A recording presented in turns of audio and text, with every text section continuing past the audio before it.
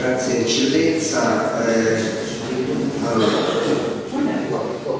iniziamo a fare i nomi, visto che il punto in cui tutti poi girano intorno senza a volte avere la forza di discutere è l'insicurezza e il timore che la politica cinese possa, che incita ciascuna nazione fa naturalmente la propria partita, come è ovvio e naturale che sia, possa però alterare gli status quo attuali, tenendo conto che l'evoluzione degli scenari internazionali difficilmente si armonizzano con il mantenimento degli status quo. In questo senso l'ambasciatore delle Filippine già parlato del desiderio del proprio governo di continuare un rapporto di amicizia, non soltanto di amicizia con Pechino, ma ha evidenziato, come hanno fatto anche in altre occasioni gli amici vietnamiti, coreani, giapponesi, non solo, un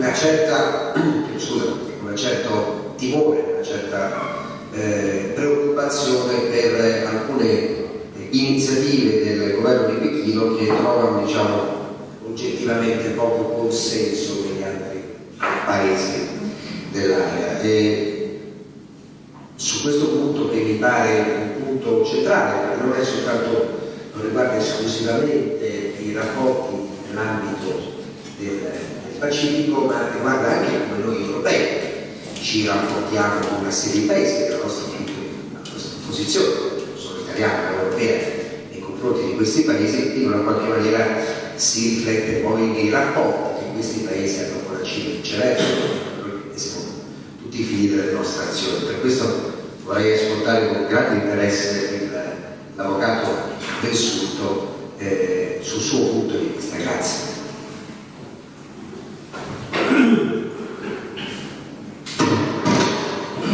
Grazie. Buongiorno. Good morning. I'd like to speak in Italian one day, and you have to find it for the day.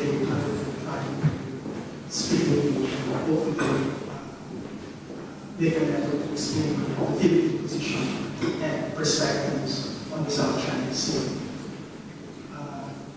First, I'd like to express my gratitude to the organizers, to Ce.S.I. I think it's very timely that Ce.S.I. has organized a very important presentation like this, because later on I will explain that what is happening in the South China Sea has a lot of implications both for Italy and the rest of the international community.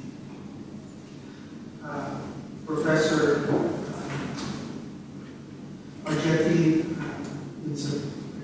just left. Ambassador Beijing said he read it, and Ambassador is.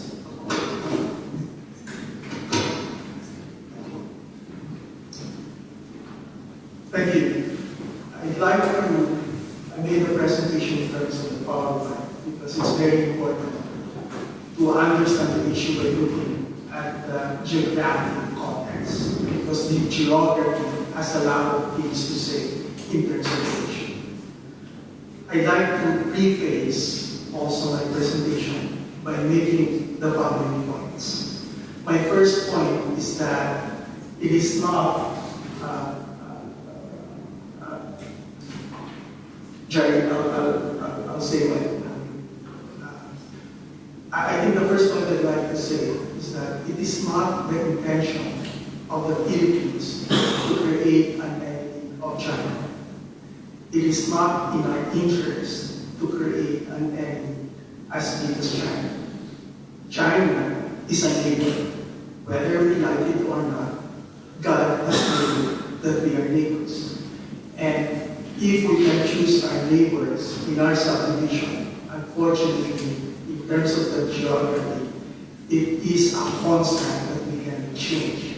And therefore, we have to find a way how to live with our neighbor, which is China. In the long run, it is actually in the interest of the Philippines to have that friendship with China. Unfortunately, It is very hard to shake hands with a friend while the foot of your friend is on your foot. It's very difficult to smile before the camera when that foot is on my foot. And this is our situation in the South China Sea that I will try to explain. The second point I'd like to make before going to the presentation. I said earlier that the South China Sea has a lot of implications, not just for the region, but also in terms of Europe, the US, and the international community as a whole. Why? Because South China Sea, about 40 to even 60% of global trade pass through the South China Sea. And therefore, the ongoing tension in the South China Sea does not have implications only in terms of the parties directly involved. The implications is far-reaching than the parties involved. It has also something to do with certain principles of international law that if it is applicable in the South China Sea, also has to be applicable in other parts of the world. And this is the principle of rule of law. The current ongoing situation in Ukraine in terms of the principle of the rule of law actually expresses the importance of this principle. One's behavior in one part of the world has a lot of implications in other parts of the world. Rule of law is not a principle that is just applicable in one region and not the same in another region. For a society to be able to move and be able to continue coexisting with each other, the principle that binds us together as a society, as a community, is the principle of impact. And therefore, it is something that is very much threatened in terms of the South China Sea. My third point, please try. The problem in the South China Sea is not the tension. The tension is just a manifestation of a real problem. It is just an expression of a real problem. This analysis is very important because if you look at tension as the problem itself, then all you have to do is bring down the tension. But that is not the case. In terms of the South China Sea, I'll try to explain why this tension happens because of the existence of a problem.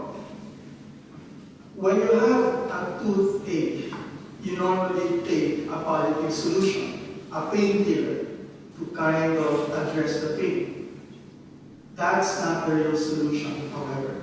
You have to address the real cause why you're experiencing pain in your tooth, and that is the cavity. You can take painkillers all the time. It will damage your kidney. At some point, you have to look at how to address the very problem itself. And so, from our perspective, what exactly is the problem in the South China Sea that causes the tension? There are two reasons why we have a problem in the South China Sea. The first problem is essentially because of the expansive claim of China, and I will try to explain this. The second reason for this problem is that in Europe, all over the world, there are so many disputes, but many of these disputes are denied. In the case of the South China Sea, however, the expansive claim of China is not denied. It is living, it is breathing, and it's very active. And that is what we refer to as the growing, creeping assertion, and sometimes aggressive assertion. I will explain all of this in terms of this presentation next time. I will try to go over following this outline. I think it is very important in the first part, and I will have to apologize that I have to make this explanation. Because if we talk about rule of law, we have to have an understanding in the first place, what is the rule?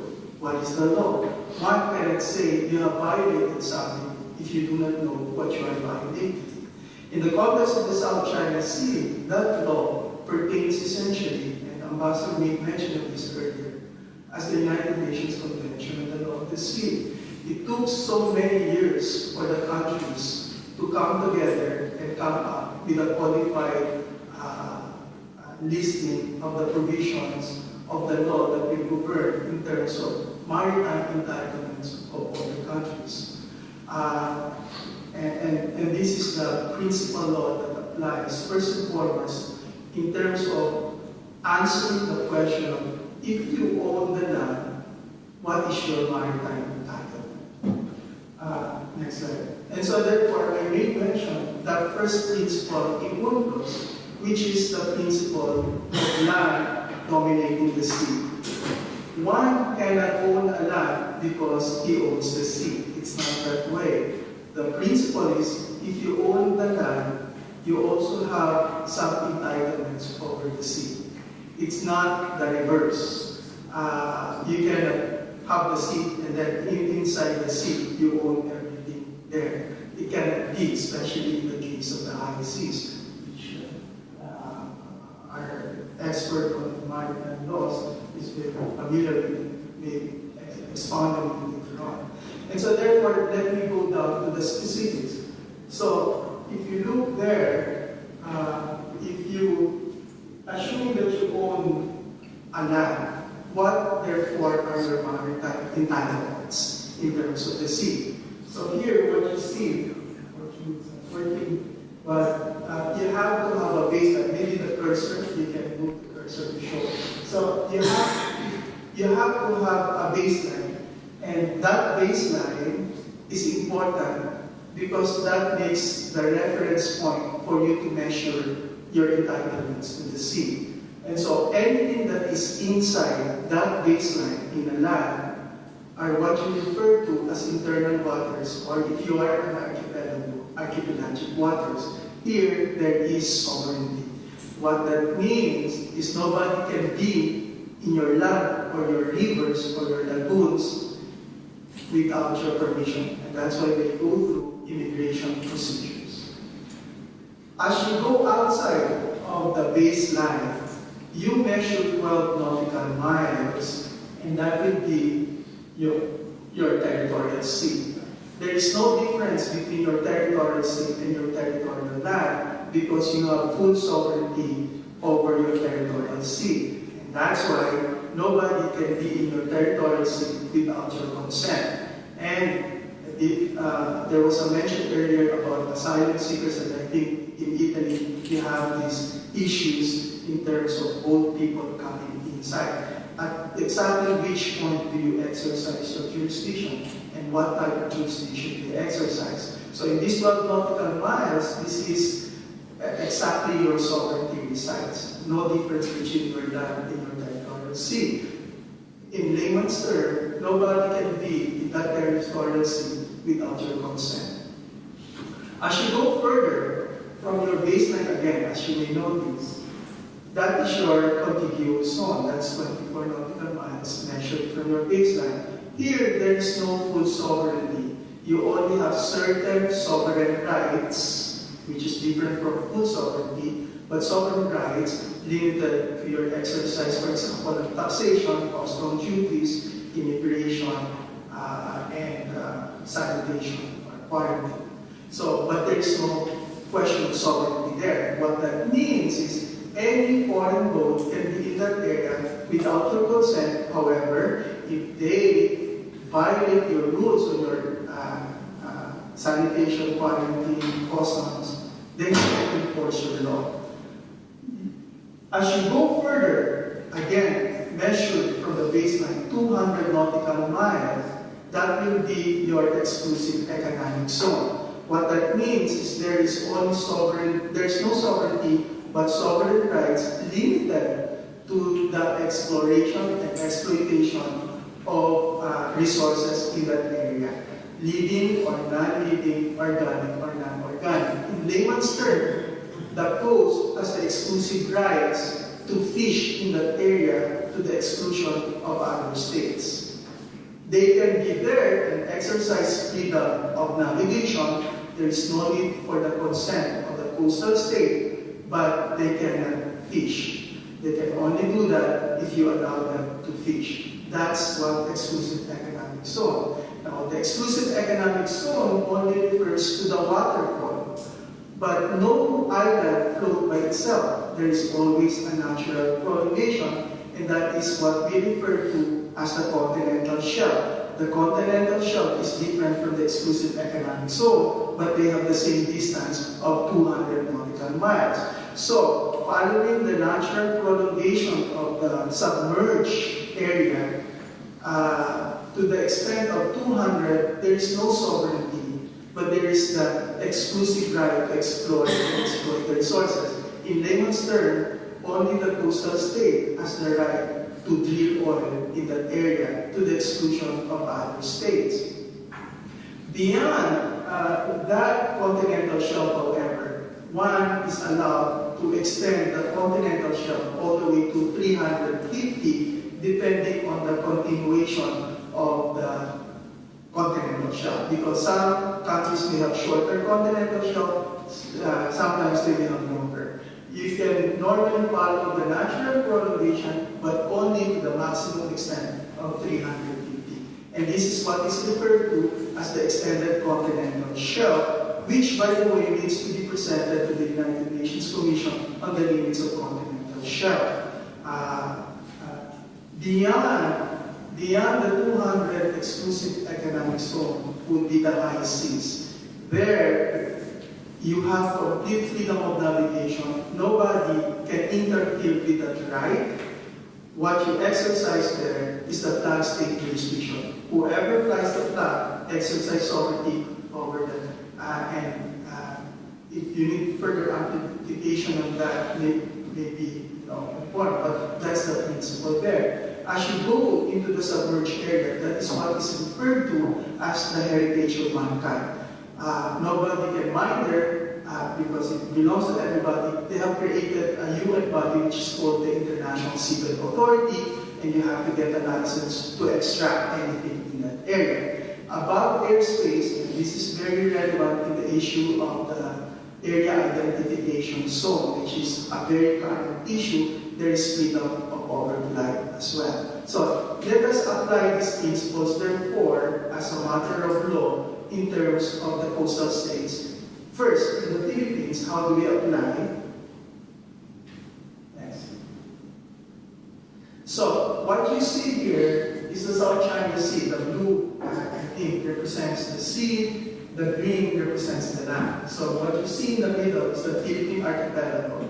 To the north would be China. To your left, to my right, to your left, on the western part would be the coastal Vietnam. Down the Philippine archipelago, you will see North Borneo, Malaysia, Brunei. And down there, show the cursor, would be Indonesia. So this is South China Sea. As you may have noticed, South China Sea essentially is a semi-enclosed sea, bordered by littoral states. It has very specific areas of connection to the greater Pacific area, as you may have noticed. Now here, as you apply those maritime entitlements, this is how it looks like theoretically. Next. So that would be the baselines. We follow the archipelagic doctrine, which means that an archipelago, if it is considered as an archipelago, is considered one political entity and therefore is entitled to connect the outermost points of the outermost islands through a series of straight baselines. And this will be the baseline of the Philippine archipelago. From that baseline outside, that would be a combination of archipelagic waters inside and internal waters, complete sovereignty. Outside, you will have the 12 nautical miles in blue line, and then 24 nautical miles contiguous. And then the 200 exclusive economic zone, and underneath the continental shelf.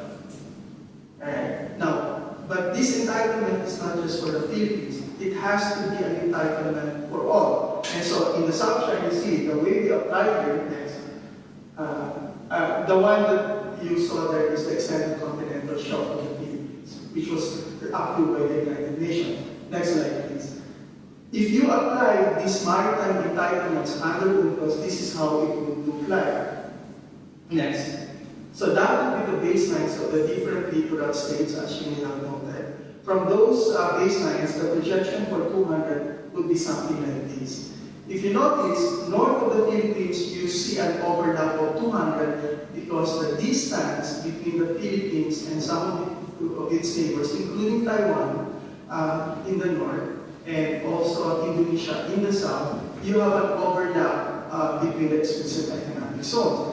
This is the maritime dispute, which can be settled amicably through negotiation, and it's very easy. In fact, we have a representative from the Indonesian embassy here. The Philippines recently signed a delimitation border agreement with Indonesia because under UNCLOS, your 200 is just a potential 200. It doesn't mean you have complete right because the other country may have its own right, and in that overlap, you're supposed to delimit it.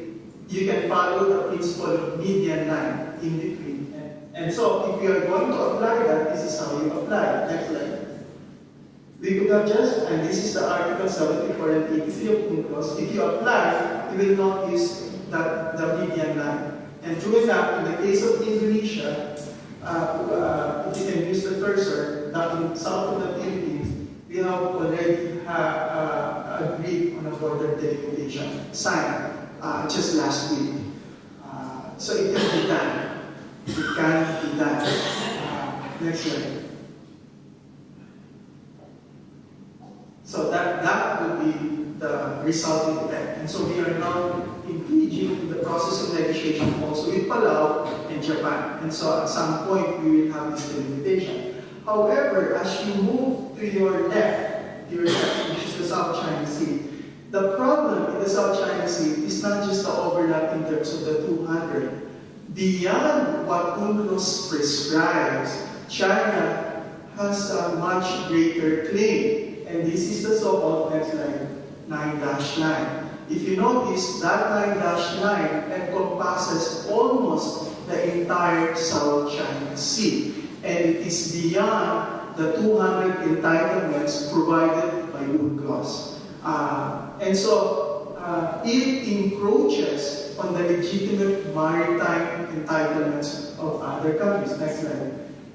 That is the 9-line, or the cow stamp. You can call it, it has been called a cow stamp, 9-line, 9-line, a cow stamp that is bigger than the head of the cow. Why? Because it's so expansive. As you may have noted, it encroaches on the exclusive economic zone of the Philippines, next, to the extent of 75%. It also encroaches on the exclusive economic zone of Brunei, Malaysia, to the extent of 85%, including Indonesia in terms of its waters around Natuna, actually. And quite recently, there were some incidents of fishing vessels, Chinese fishing vessels, engaging Indonesian Navy there. And then in case of Vietnam, to the extent of 85% as well. So this is the extent of that 9-9, which is not based on UNCLOS. And I will explain that it has no legitimacy under international law, whether the convention itself or even customary international law. But I will explain that later. The problem with this setup is that on the basis of that 9-9, they generate a so-called dispute. And because there's a dispute, they prescribe a solution. And what is that solution? Joint development. But as you can see, this kind of joint development does not work because it encroaches on the 85%. It's like this. Pardon the ambassador of Vietnam, but I like the suit of the ambassador of Vietnam. That suit is his. But because I have a gun on my hand, that I'm claiming that it's also my suit. But because I am generous, Mr. Ambassador, maybe we can share that suit. Today, you wear it, but tomorrow, make sure you bring it so I can wear it, and then the day after, I will give it. That's my concept of joint development. And this is the concept of joint development that China is proposing. That is not right. And so, from our perspective, therefore, before we can talk of joint development, there has to be a clarification, first and foremost, of your claims. And the standard we have to use is international law. And this is the reason for the arbitration. Moving forward, as you can see, it also encroaches on what you see there as the entire donut hole. That is the high seas. Nobody owns that. So the international community also has a stake in that. Next slide.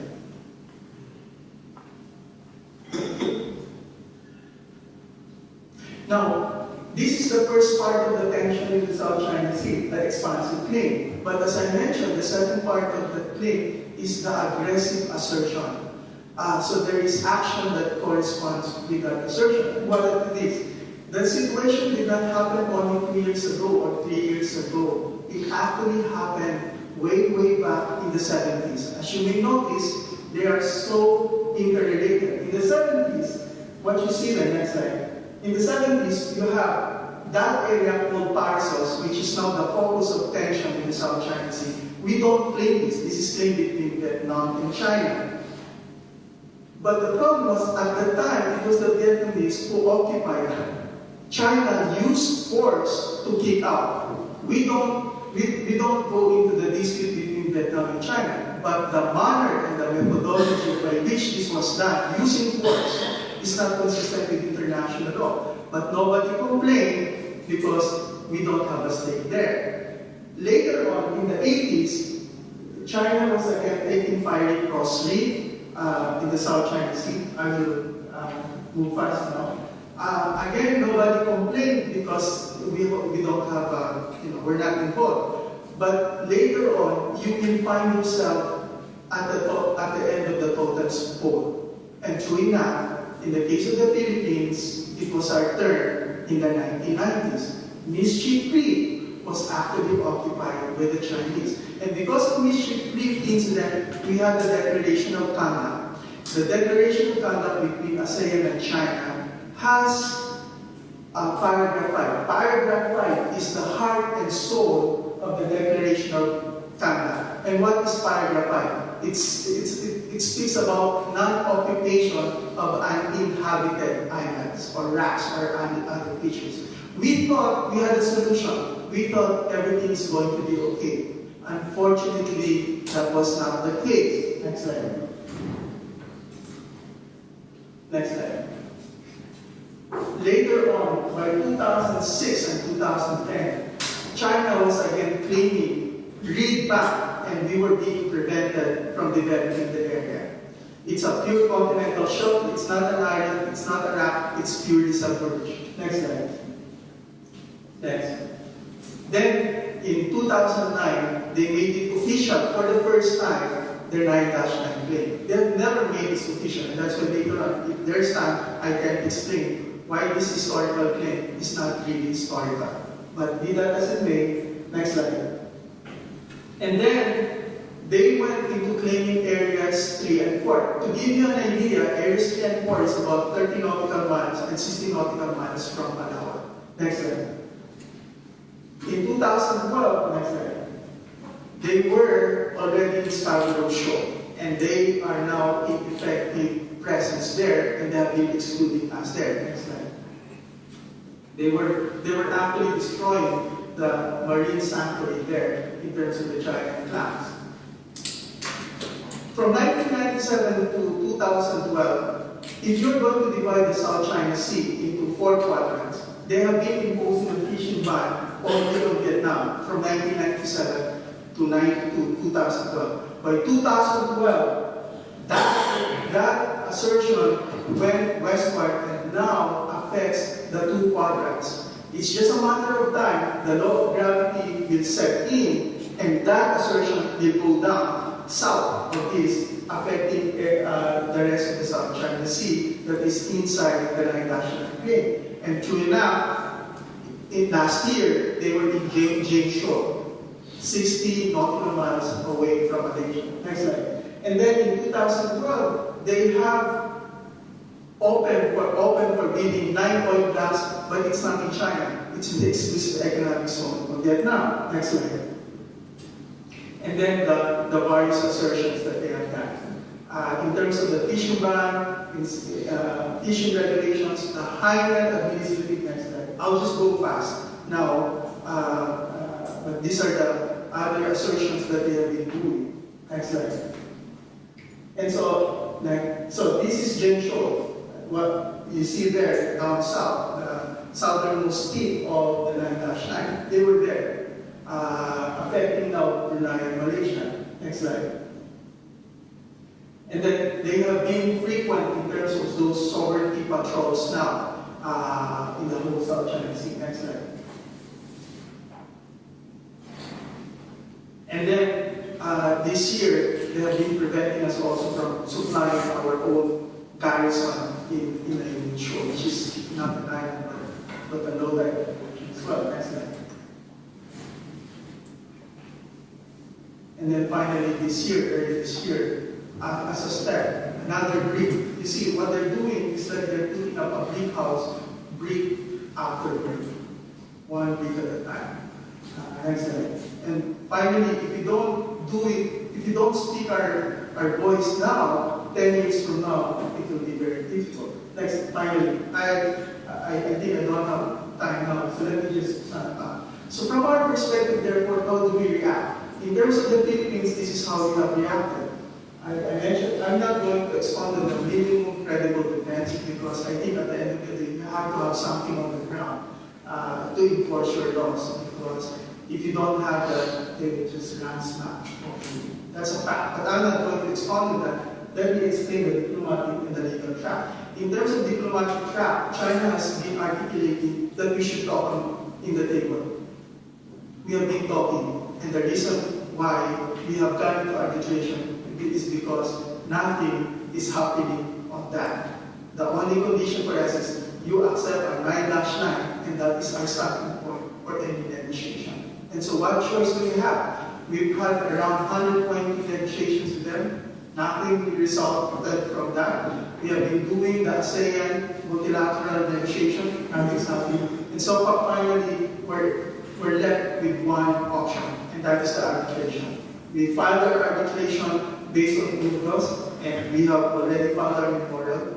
Hopefully, at the end, we could have a resolution that would clarify what the law is in terms of those maritime entitlements, and therefore, hopefully, would be part of the long-term solution. I will end here now, and if there are questions, maybe. Thank you very much.